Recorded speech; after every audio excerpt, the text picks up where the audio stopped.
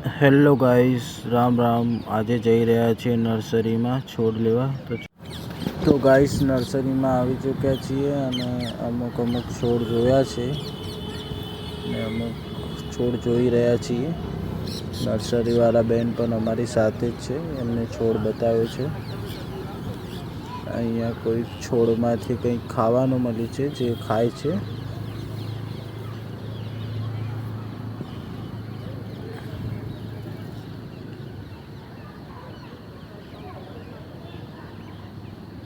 અહીંયા એક છોડ અમે નક્કી કર્યો છે જે બીલીપત્રનો છે, જે શિવજીને ચડે છે. અને અહીંયા એક ભાઈ જે નર્સરીમાં બધે પાણી આપે છે. સારા સારા ફૂલો ને એ બધું છે. નર્સરી ખૂબ જ સરસ છે ગાઈસ. જો તમે પાટણના હોય તો એકવાર વિઝિટ જરૂર કરજો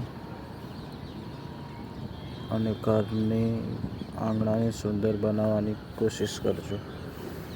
અને આ મારો છોકરો છે જે મસ્તીખોર છે. આ એક અમે પસંદ કરી લીધો છે બીલીપત્રનો છોડ. તો ગાઈસ, છોડ લઈને અમે અમદાવાદ પહોંચી ચૂક્યા છીએ. અમે એક ખૂંખાર મેલડીમાંના સાનિધ્ય માટે ગુરુ પૂર્ણિમાના દિવસે એ છોડ લીધો હતો, જે છોડ અમે ખૂંખાર મેલડીમાંના સાનિધ્યમાં આપવાના છીએ. તો ગાઈસ, ફાઇનલી ખૂંખાર મેલડીમાંના સાનિધ્યમાં પહોંચી ચૂક્યા છીએ. સૌએ બધાના છોડ લઈ લીધા છે.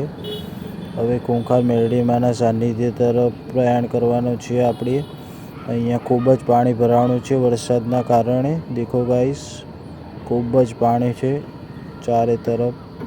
અને ફાઇનલી આ ખૂંખાર મેલડીમાંનું સાનિધ્ય છે. જુઓ ગાઈસ, પેલી બાજુ પણ પાણી ભરેલું છે. આ ખૂંખાર મેલડીમાંની મઢુલી છે, જે ખૂબ જ સરસ છે ગાઈસ. તમને પોસિબલ નથી, નહીં તો તમને અંદરથી પણ દર્શન હું કરાવત, પણ એ શક્ય નથી, માળીનો આદેશ નથી. એટલે આ જો આ બાજુ પણ પાણી ખૂબ જ ભરાણું છે.